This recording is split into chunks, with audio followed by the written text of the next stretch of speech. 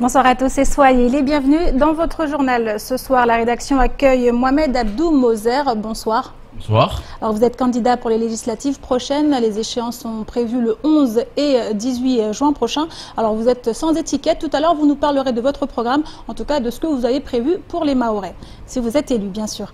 Et vous restez avec nous. Avec nous également sur le plateau, Pierre Bellucci. Bonsoir Pierre. Bonsoir Amina, bonsoir à tous. Alors vous allez nous parler, vous, de ces faits de délinquance de plus en plus fréquents du côté de la Petite Terre, des faits de délinquance qui provoquent la colère des habitants. Vous nous en direz davantage, Pierre, tout à l'heure. Mais d'abord, voici les titres de ce mercredi 17 mai. Après des tensions entre grévistes et non-grévistes de la société MCG, les gendarmes sont intervenus pour ouvrir le port ce matin. La direction a, quant à elle, levé la mise à pied du régisseur du comité d'entreprise, même si du côté des grévistes, la satisfaction n'est pas encore au rendez-vous. Le point en ouverture de votre journal. Le vice-rectorat a organisé une simulation de conférence internationale à destination d'une cinquantaine de futurs bacheliers de Mayotte. Les élèves ont endossé le rôle des ambassadeurs ou des ministres des Affaires étrangères dans un but: réfléchir à la position de leur pays et aux problématiques internationales afin de tenter de trouver des solutions à une situation d'urgence mondiale. Plus d'informations au cours de cette édition. Avec 610 espèces indigènes, dont 36 endémiques, la biodiversité est exceptionnelle à Mayotte.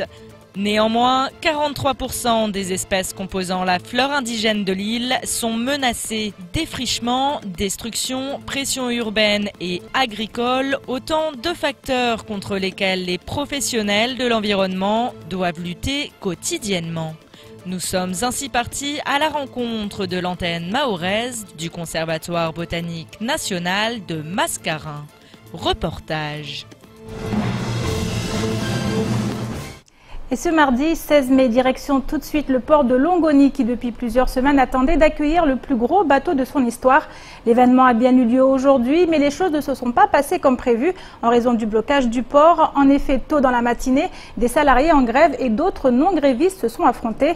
Les gendarmes ont finalement dû intervenir pour calmer la situation. Ils ont également profité de la situation pour réouvrir les portes du port pour permettre le déchargement du bateau en question, mais également de tous ceux qui étaient à quai.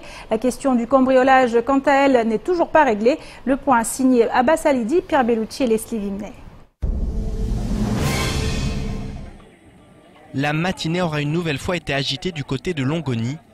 En effet, les gendarmes sont intervenus pour ouvrir le port, après notamment que de violentes disputes aient éclaté entre grévistes et non-grévistes de la société MCG.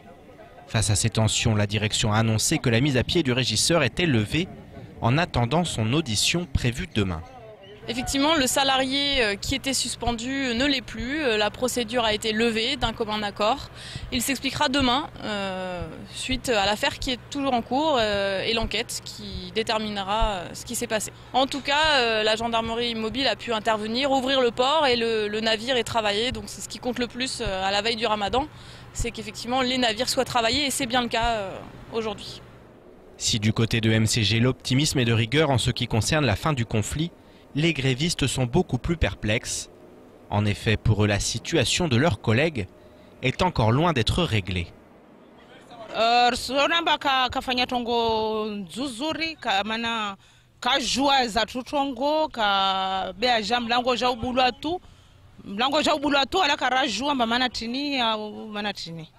amvulikia mkinde shefuatu aparato version ya shefuatu apre mlango ondre ulobula bewa sirike tsibanu raha karsfanya hazi ta mesoyo kartswami mana kabwa rezdrotongo tsoko yoti donc askartoka na uaminifu na waye mbabanu meso tini rambia mbaba atmani mari katsotolwa hazini au sanction yo ilevewa tikabusta shitu irambia mba sanction ilevewa paka meso de sojo mba abola sanction ou kabola sanction. Dans la matinée, le président du MEDEF, Thierry Galarme, avait alerté le préfet en lui demandant d'intervenir pour que les marchandises sortent rapidement du port. En effet, le blocage de ces derniers jours a fait prendre beaucoup de retard dans les livraisons et certaines denrées risquent de ne plus être consommables. Par ailleurs, cette journée revêtait un caractère particulier pour le port du département.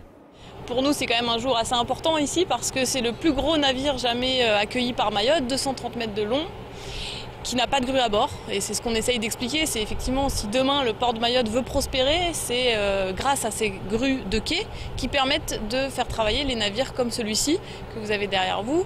Donc c'est un navire qui n'a pas de grue à bord, qui fait 230 mètres de long. Aujourd'hui, il y aura 600 containers en transbordement, donc c'est énorme par rapport à ce qui se fait. En moyenne, on est plutôt dans l'ordre de 150-200 containers en transbordement. Donc voilà, pour nous, c'est quand même aussi un jour symbolique, étant donné que c'est le plus gros navire qu'on accueille et qu'on travaille, grâce effectivement à l'intervention de la gendarmerie. Le travail a repris pour une partie des salariés, même s'il convient désormais d'attendre demain pour en savoir plus sur la suite de ce nouveau feuilleton. Souvenez-vous, il y a quelques semaines, le conflit au sein du quincailler Balou défrayait la chronique. Si depuis les choses sont rentrées dans l'ordre, d'autres conflits sont venus marquer l'actualité. Ainsi que ce soit dans le secteur privé ou dans le secteur public, la tension sociale reste palpable. Le mouvement au sein de la COLAS est à ce titre symptomatique, les deux parties étant aujourd'hui dans l'incapacité de se mettre autour d'une table pour négocier. Le point sur cette nouvelle journée de grève dans ce sujet signé Abbas Alidi, Pierre Bellucci et Leslie Vimnet. Cette nouvelle journée du côté de la COLAS aura débuté par un coup de force. En effet, les salariés grévistes ont décidé de délocaliser leur piquet de grève en investissant le site situé à Kaweni. Aujourd'hui, j'ai appelé les salariés, je leur expliquais que Somako et Somiva, on n'est pas des salariés là-bas. Nous, on est des salariés COLAS. Du coup, je leur demandais qu'on rentre chez nous. On va faire reculer le chef du centre, que nous, on rentre chez nous. On l'a fait reculer, on est rentré chez nous. Aujourd'hui, on a récupéré notre site. On ne va pas rester sur le côté de Somako et Somiva. Les grévistes ont délocalisé pour faire pression sur leurs dirigeants. Néanmoins, pour l'heure, aucune négociation n'est à l'ordre du jour, aux grandes dames de ce jeune syndicaliste. En effet, selon lui, les revendications des salariés de la COLAS peuvent être transposées à de nombreuses sociétés privées à Mayotte. Je répète encore, c'est ce qu'on appelle chez nous la maladie du privé. Donc ce qui est dans le privé n'est pas respecté, la santé n'est pas respectée, le code de travail n'est pas respecté, les augmentations, en fait, le salaire n'est pas respecté. En fait, tout ce qui est dans le privé, qu'il faut qu'on on revendique, nous les jeunes. Et j'invite à tous les syndicats, à tous les secrétaires syndicaux qui sont ici à Mayotte, la DIECT, à ce qu'ils se mettent à table correctement et puis qu'on voie les choses vraiment pour pouvoir avancer. On sait très bien qu'ici à Mayotte, il y a en ce moment même, il y a la Smart, en ce moment même, il y a Colas, il y a eu Panima, il y a eu SFR, il y a eu plein de gens. À tous les ans, on voit très bien que le côté privé ne va pas et personne ne lève son petit doigt. Face à ce constat, les délégués syndicaux de la COLAS se disent prêts à montrer l'exemple en poursuivant ce mouvement jusqu'à obtenir gain de cause. Nous, on est là, on ne lâchera rien du tout. On ira jusqu'au bout.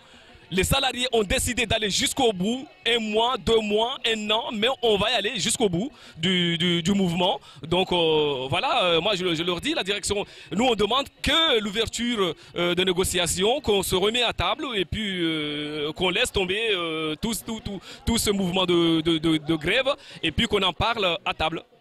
Les jours passent et le conflit s'enlise, le tout avant même que les premières négociations n'ait permis aux deux parties de se rencontrer. Alors je me tourne maintenant vers notre invité Mohamed Abdou Moser. Vous venez de voir le reportage de celui qui a précédé. Avant de vous poser la question sur votre programme, que pensez-vous de cette situation sociale ici aujourd'hui à Mayotte, de toutes ces tensions? Vous savez, Amina, je crois que on a un vrai problème sur ce territoire, c'est le problème de la justice. Quand je parle de la justice, c'est à tous les termes, la justice sociale, la justice au niveau de l'économie. Je crois qu'il y a beaucoup de choses à faire sur ce territoire, mais en 40 ans, depuis la séparation avec les Comores, je crois qu'il y a encore une très grande marge à faire pour que les Mahorais soient égales aux autres homologues réunionnais ou métropolitains. Alors vous savez, donc les attentes sont nombreuses ici à Mayotte. Quel sera votre cheval de bataille quand vous serez élu? Parce que si vous vous présentez, c'est justement pour être le représentant des Mahorais dans les plus hautes sphères. Vous savez, comme je viens de le dire, moi mon programme sera basé que sur la justice. La justice a son sens propre. Parce que au vu de l'actualité qu'on a eue dans les différentes communes où il y a quelques semaines, on nous a publié une carte sur les collectivités qui sont le plus corrompues. Je crois que Mayotte en fait partie des 3 premiers.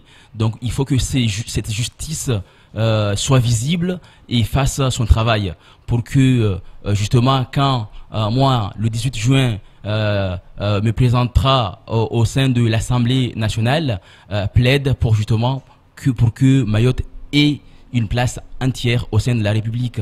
Donc c'est pour cela que je me battrai pour que la justice soit appliquée et applicable à Mayotte par tout le monde et sur tout le monde. Ça veut dire que les obligations soient les mêmes et les droits également? Écoutez, moi je vais vous citer 2-3 exemples ici. La justice pour la santé. Aujourd'hui, on constate que à Mayotte, pour 100 000 habitants, on a 58 médecins. Ça, c'est pas normal, alors qu'à La Réunion, ils en ont 141. D'accord? Donc, pour quelle raison un Maoré ne doit pas bénéficier le même système de santé ne bénéficie pas le même système de santé que son homologue réunionnais ou son homologue métropolitain, alors que les valeurs de la France, c'est la liberté, l'égalité et la fraternité. Elle est où l'égalité là-dessus? Donc aujourd'hui, la santé du Maoré est bradée à 25%. Moi, j'ai dit non. Si la Constitution prévoit que l'ensemble des Français doivent être soignés au même titre, le Maoré doit bénéficier les mêmes soins que les Réunionnais ou le métropolitain. Alors d'autres ont fait ces promesses. Comment vous allez vous y prendre pour y arriver? Parce qu'on le sait, aujourd'hui, votre expérience en politique n'est pas forcément celle que d'autres ont eue. Est-ce que vous avez suffisamment d'appui du côté de Paris? Alors, vous savez, comme vous l'avez constaté lors des élections présidentielles, j'avais soutenu Nicolas Dupont-Aignan, et c'est pas la personne que j'avais soutenue, mais c'était un projet, c'était des idées pour aller défendre les intérêts d'un territoire ou d'un département. Je ne crois pas qu'on a besoin d'un parti politique. On le voit aujourd'hui avec la montée flagrante d'Emmanuel Macron. Donc, c'est pas avec un parti politique qu'on peut défendre les intérêts d'un territoire. Ça, on l'a vu depuis 40 ans. Soit une partie de gauche est élue ou de droite. Pour quel bilan? Donc, si le bilan est de fermer les centres de formation comme le CFA il y a 10 ans, si le bilan c'est de fermer les clôtures de Mayotte qui était une entreprise qui promotait l'exportation des poissons ici à Mayotte, si le bilan c'est de fermer même la médecine du travail à Mayotte est fermée, si le bilan c'est de fermer les PMI sur Mayotte, moi je ne crois pas qu'un parti politique soit à même pour défendre les intérêts des Maorés ou d'un département. Moi, je crois que les choses ont changé. Les gens qui ont exercé pendant longtemps, ils ont l'expérience. Je crois que les jeunes d'aujourd'hui, ils ont la motivation. Ils doivent bénéficier de cette expérience de ces gens qui ont fait 40 ans dans la vie politique, nous accompagner pour que nous puissions éventuellement apporter le maximum pour notre territoire, parce qu'on sait bien que Mayotte est à l'agonie. Moi, je ne vais pas attendre, parce que moi, je compare Mayotte aujourd'hui à un cœur qui est en arrêt. Quand le cœur est en arrêt, on n'attend pas le médecin, on agit. Donc aujourd'hui, moi, je me sens obligé, je suis obligé d'agir pour éviter que mes enfants subissent les dérives de cette politique qui a été menée par des pseudo-politiciens depuis plus de 40 ans. Alors justement, revenons sur votre soutien à Nicolas Dupont-Aignan durant la présidentielle. On a vu, vous l'avez soutenu. Or, aujourd'hui, vous vous présentez sans étiquette. Qu'est-ce que ça veut dire? Vous n'avez pas été investi? Donc, comme je l'ai rappelé tout à l'heure, un parti politique n'est rien du tout aujourd'hui. On l'a vu avec l'élection. C'est un choix, effectivement, c'est un choix. C'est pour démontrer et donner envie à ces jeunes sur lesquels chacun attend son tour dans ces partis, justement, depuis 10 ans, 15 ans, 20 ans. Il ne faut plus attendre son tour parce que Mayotte est à la dérive. Il faut agir maintenant et tout de suite. Donc moi, je lance un appel à tous les jeunes de ma génération qui ont la trentaine. Il faut arrêter d'attendre votre tour. Un tour, des fois, on la provoque. Une chance, des fois, on la provoque. Il faut arrêter d'écouter ces anciens qui sont là que pour des intérêts souvent personnels. Moi, je vais mettre mon mandat en jeu pour 6 mois. Pourquoi je dis 6 mois? Je ne peux pas me déplacer pour aller à Paris, défendre qui et défendre quoi? Si j'arrive même pas à mobiliser les élus mahorais à parler d'une seule et unique voix. Donc moi je me donne 6 mois après mon élection de mobiliser l'ensemble des élus, maires, présidents des conseils, présidents départementaux, mais également les autres parlementaires. Parce que si jamais je vais à Paris, je défends un dossier où je mets en place un amendement, qui est-ce qui va l'appliquer cet amendement? Ce sont les élus locaux. Donc il faut arrêter, à chaque fois qu'on parle des problèmes de Mayotte, d'indexer les clandestins, d'indexer le gouvernement. Moi j'ai dit non et je balaye ça d'un revers de la main. La responsabilité de ces territoires nous incombe, nous, élus locaux, mais également les parlementaires. Il faut arrêter avec ce discours des clandestins et du gouvernement. L'avenir de Mayotte, c'est nous, Mahorais, qui devons nous batailler pour qu'on puisse avoir ce dont les Mahorais nous sollicitent tous les 5 ans. Alors, un dernier mot, Moser, je reviens encore sur cette présidentielle. Comment avez-vous vécu l'alliance avec Marine Le Pen, celle de Nicolas Dupont-Aignan et du FN? Vous savez, moi je vous dis, moi j'avais voté des idées. J'avais voté un projet. Nicolas Dupont-Aignan, c'est une personne. Vous restez sensible au programme de Marine Le Pen? Il a ses étiquettes. Moi, je crois que j'ai donné mon avis sur ça. Et aujourd'hui, j'ai décidé d'aller sans étiquette. Ceux qui ont eu un avis sur le Front National, maintenant, ils sont candidats avec l'étiquette Front National et ils l'assument très bien. Moi, j'ai choisi de me porter candidat sans étiquette parce que j'ai envie de rallier l'ensemble des personnalités qui souhaiteraient faire avancer les choses avec la jeunesse, parce qu'on sait bien qu'on a tourné la page. Maintenant, il faut donner cette chance à la jeunesse pour faire avancer ce territoire. Merci beaucoup, Mohamed Abdou. Moser, je rappelle que vous êtes candidat dans la Circo 2 pour les prochaines législatives. Merci d'avoir accepté notre invitation sur ce plateau. Et continuons à présent avec ce beau projet qui, une fois encore, met en lumière la jeunesse locale. Un projet très ambitieux puisqu'il a trait au monde diplomatique et dans le contexte actuel de crise diplomatique qui s'enchaîne, l'occasion a été donnée à des élèves de terminale d'endosser le rôle d'ambassadeur ou de ministre des Affaires étrangères. Une simulation d'une conférence internationale qui s'est tenue ce mardi au Conseil départemental et que nous fait revivre Sony Chamsidine.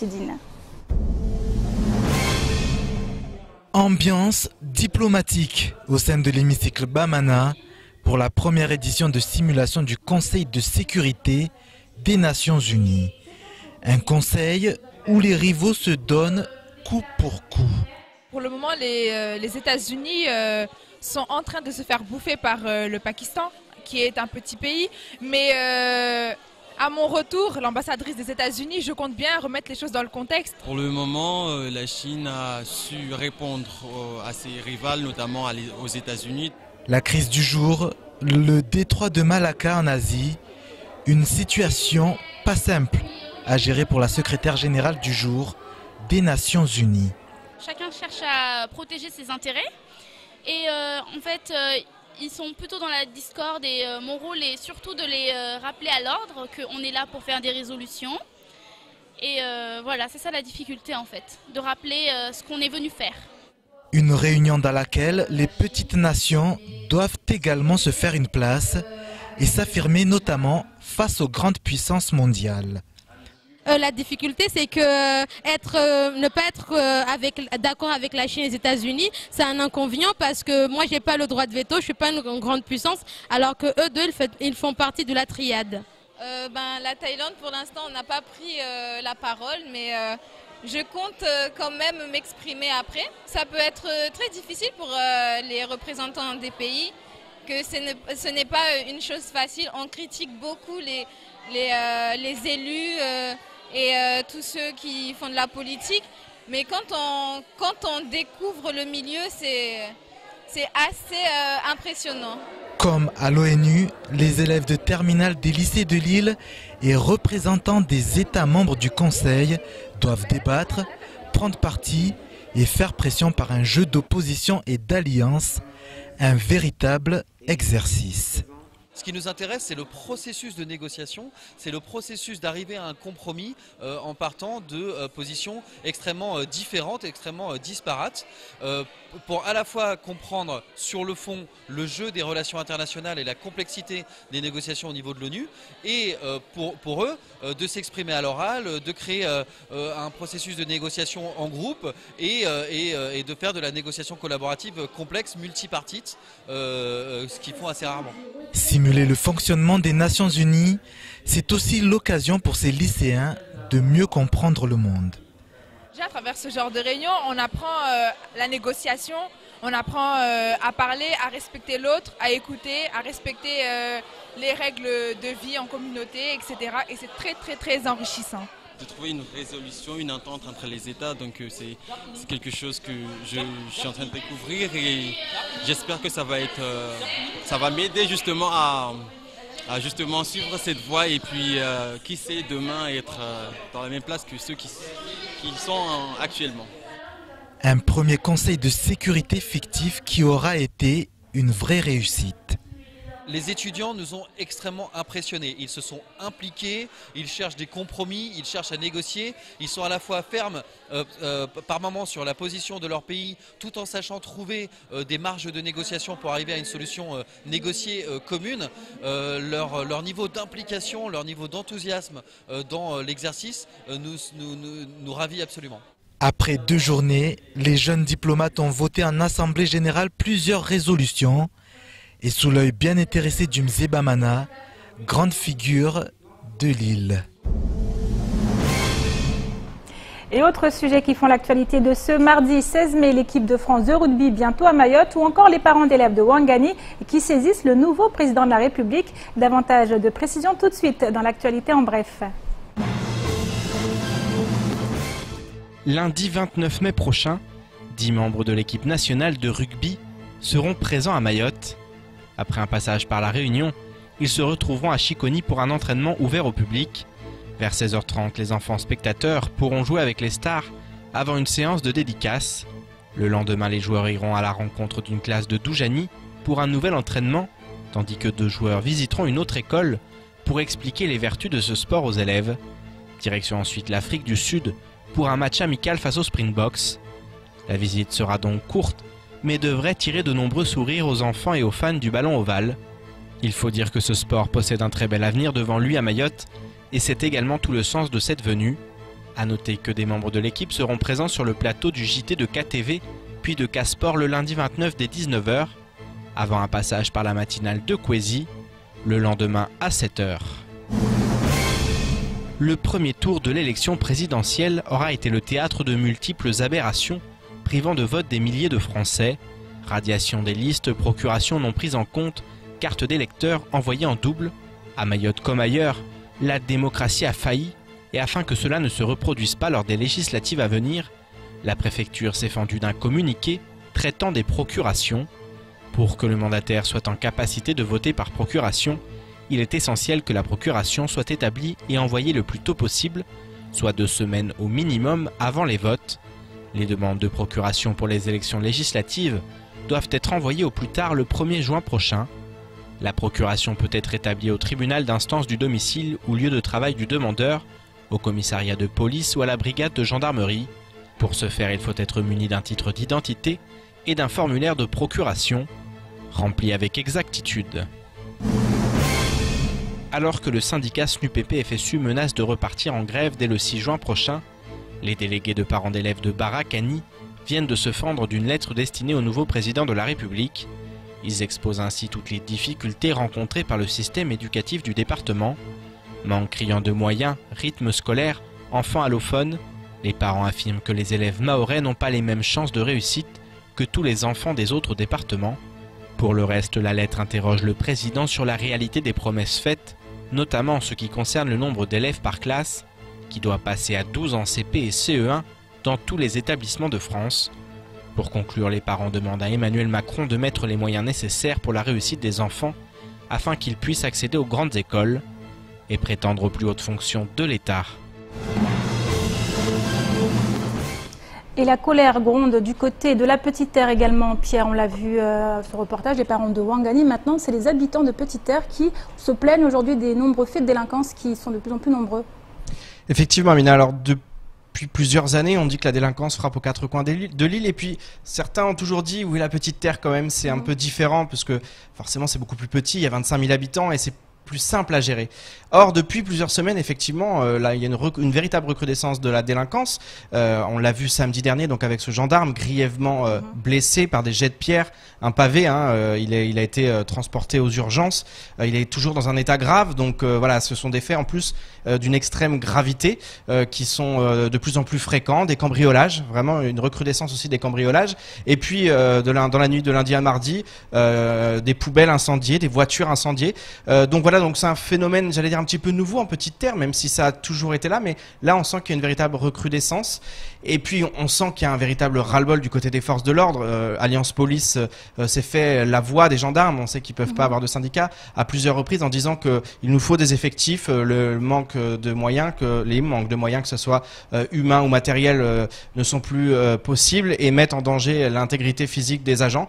Donc aujourd'hui, vraiment, il réclame plus que jamais une intervention des autorités. Et là, on est dans une zone un peu, j'allais dire, de prise de relais au niveau politique et avec beaucoup d'espoir. On sait que le syndicat Alliance Police, et ça a fait beaucoup débat en métropole, a soutenu Emmanuel Macron, le président élu. Et j'ai été il y a quelques instants avec l'un des représentants syndicaux d'Alliance Police à Mayotte, et ils attendent beaucoup de ce nouveau président parce qu'il a fait des promesses en termes d'effectifs. Et vraiment des promesses où il y aurait une arrivée massive de policiers et de gendarmes à Mayotte. Alors on le sait, les promesses n'engagent que ceux qui les tiennent. Mais voilà, donc nous allons voir ce qui va en être dans les toutes prochaines semaines, mais en tout cas il y a un véritable espoir qui est né. Il veut s'investir en Guyane et à Mayotte. En Guyane, le secrétaire national des Outre-mer est déjà parti sur place le lendemain de l'élection. À Mayotte, il devrait y avoir de véritables investissements en septembre. C'est vraiment tout frais, ce sont les informations qui viennent de tomber. Pour l'instant, on ne peut pas trop s'avancer et le syndicat Alliance Police ne s'avance pas, mais il y a de véritables espoirs, il y a vraiment de l'espoir au niveau des effectifs de police et puis aussi des moyens alloués. Et c'est très très important, ça devient primordial parce que vraiment aujourd'hui on est au burn-out au niveau des policiers, au niveau des gendarmes, ils n'en peuvent plus. Alors on a eu un communiqué ministériel de la part du ministre de l'Intérieur, de la ministre des Outre-mer. Ils ont expliqué qu'un nouveau peloton de gendarmerie serait envoyé très prochainement en Petite Terre. C'est pas suffisant, on le sait, donc voilà, beaucoup d'attentes. On va suivre vraiment de très très près. On attend déjà que le Premier ministre, les législatives passent. On sait quand même qu'on est dans une période électorale, donc il y a encore beaucoup de choses qui vont arriver, beaucoup d'annonces. On ne sait pas s'il aura la majorité, Emmanuel Macron, mais en tout cas, il y a de l'espoir aujourd'hui à suivre de très très près.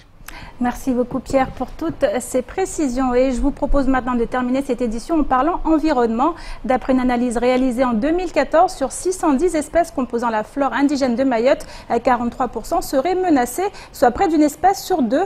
Les facteurs sont nombreux, défrichement, destruction, collecte illégale ou encore pression urbaine et agricole. Le risque d'extinction de la flore patrimoniale de l'île est donc réel. C'est la raison pour laquelle les professionnels travaillent au quotidien afin de limiter ce risque, à l'instar de l'antenne mahoraise du Conservatoire botanique national de Mascarin. Zoom sur les actions menées dans ce reportage signé Adèle Laurent. Mayotte abrite une biodiversité exceptionnelle. En effet, sur moins de 400 km², l'île héberge 610 espèces indigènes, dont 36 sont endémiques du territoire. Malgré tout, un danger pèse sur cette flore spécifique à l'île, le risque d'extinction. C'est pourquoi des actions sont menées par l'antenne mahoraise du Conservatoire botanique de Mascarin afin de préserver cette richesse végétale. Parmi ces missions, la connaissance de la flore et des habitats naturels et la conservation des espèces. Celles-ci sont récupérées sur le terrain et viennent ensuite enrichir la collection du patrimoine naturel de l'île, l'herbier du CBNM. Ici, il y a environ 3000 parts stockées. Ça nous sert à identifier les plantes qu'on retrouve à Mayotte. C'est une collection certes, mais aussi un matériel scientifique. Ça nous permet par exemple d'avoir l'histoire de la végétation à Mayotte. On sait qu'au fur et à mesure, on perd des espèces du fait de l'action de l'homme. Là, avec les collections, on arrive à estimer la richesse botanique de l'île. En effet, si une espèce indigène disparaît et sa semence avec elle, sa réintroduction est impossible. Pour pallier à cela, le CBNM mène des actions de conservation. Des graines d'espèces à valeur patrimoniale, les plus souvent menacées, sont récoltées sur le terrain et mises en culture ex situ dans des serres.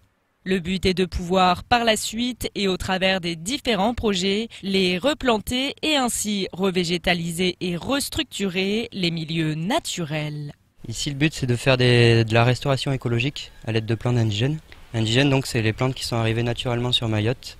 Ça n'a pas été importé par l'homme. Pour éviter donc de planter des espèces exotiques, on dit, non originaires de Mayotte, qui sont arrivées grâce à l'homme, pas naturellement. Le problème, c'est qu'il y a certaines de ces plantes qui peuvent envahir les milieux naturels et donc empêcher la végétation naturelle de pousser. Par exemple, ici, on a une espèce en danger critique d'extinction. C'est Phethidia comorensis. On n'a qu'une seule station à ce jour inventoriée sur Mayotte, vers Msamoudou, dans le sud de l'île. Et donc là, on a un projet avec la DEAL, un petit projet de restauration écologique où on va essayer de planter des individus pour faire un renforcement de population. Ce sera couplé aussi avec de la sensibilisation de la population et une mise en défense du site.